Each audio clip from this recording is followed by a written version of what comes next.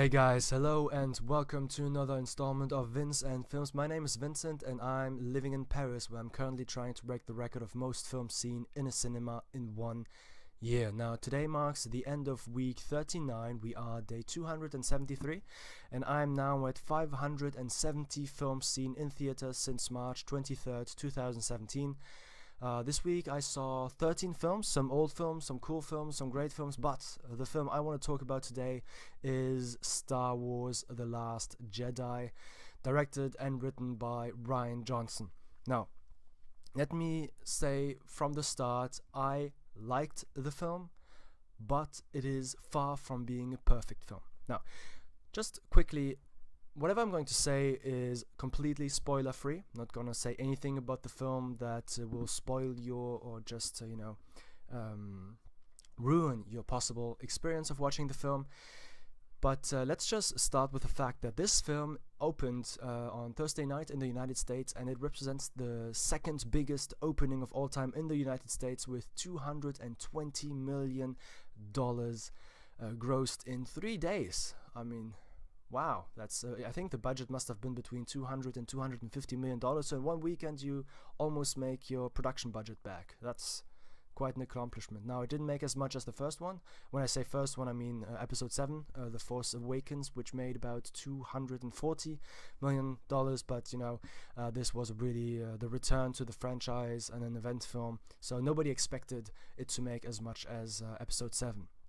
Now, the thing about this film is not necessarily the money it's making or it's going to make, but more the reactions to it, which are rather unexpected. Because on the one hand, the thing about this film is that usually what you may have is that the critics don't like something, and then the fans actually do like it, which often happened recently with the DC films. So you have, for instance, Justice League on Rotten Tomatoes, where the critics say, well, it's a bad film, so there's only 40% on Rotten Tomatoes, but on the other hand, with the fans, it's at 70.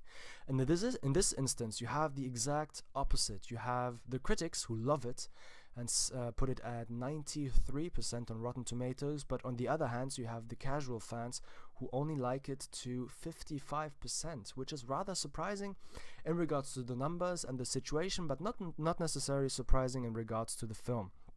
Like I said, I thoroughly enjoyed the film overall, but there are really big issues, and there are two main issues that I have with the film. The first one being the humor.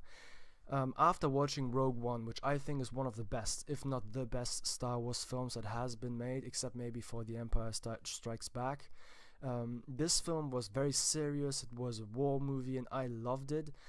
But there still was some humor, and it worked. It didn't feel out of place. Whereas in this film, you have so many little quips and jokes in situations where it goes about life and death, and you do not expect someone to make a fucking stupid joke, especially twice, or just putting in some cute animals once, twice, okay, 3 times, alright, but then just stop it. We know you want to sell things, and you will, don't worry about it.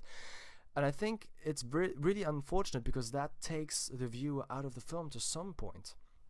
The second thing that I really disliked was just one specific situation that I'm not going to go into more, but there's one situation where you think that they're going to do something that's really ballsy, and then comes someone and just ruins it and adds a phrase, a sentence that represents, for me, if you find it out, kudos. Maybe I've already told you in private, but there's a sentence that, for me, among the 570 films that I've seen this far, is probably the worst sentence spoken in this kind of situation. It was horrible. It was probably one of the most hated situations I've ever seen in a film among the 570 films that I've seen this far during this record attempt. But other than that, this film is very good, because it's funny, because I talked with a friend about this film, and this friend usually is the kind of guy who is very narrow-minded, not in a bad sense, but very, let's say, it's very difficult in regards to films and expects very much of them. because he's a scientist, especially he's a scientist. So when it comes to science fiction, he's very nitpicky, and I expected him to really hate this film.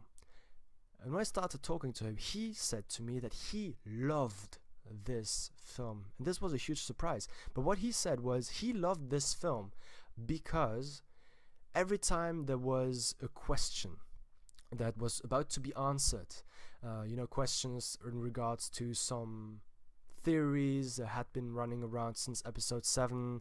There were so many fan theories about what was going to happen in episode 8, about the different characters, where they were during the 30 years, what had happened to them, and where they were going to go further on.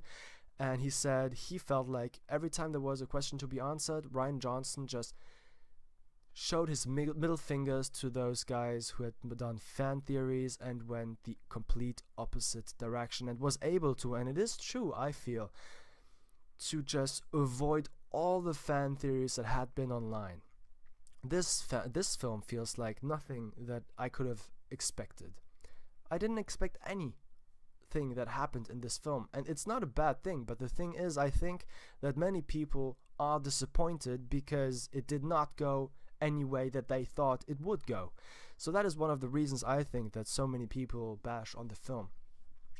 And it's a bit unjustified, but this is not I'm not saying that this is all the people that hated the film hated the fact that it didn't go the way they thought, which actually was teased in the trailer as well, when Luke Skywalker says, this is not gonna go the way you think, and it did not go the way you thought. And it's still a great film. I mean, the developments of Rey, Kylo Ren, Luke Skywalker, Leia, even Poe Dameron, even though it was a bit already seen in other films, was rather classical. The developments were intense. I was attached to the characters, even Kylo Ren, who I thought I was going to hate, and there was mixed feelings, but he didn't fall into the cliche and still stayed consistent with what had been established in episode 7. And it just goes in directions that are amazing, I think, and there are some great scenes and dialogues, pieces of dialogues, and new characters which are not bad. It is definitely a film worth seeing, and I just hope that for episode 9 they will take out some of the humor that they had in episode 8, because this almost killed the film for me.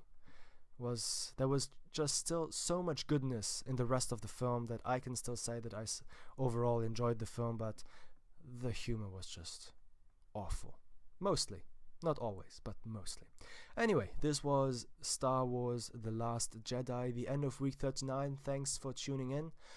I wish you a good day, good evening, whatever applies to you, and hope that you'll watch the film. Thanks. Salut.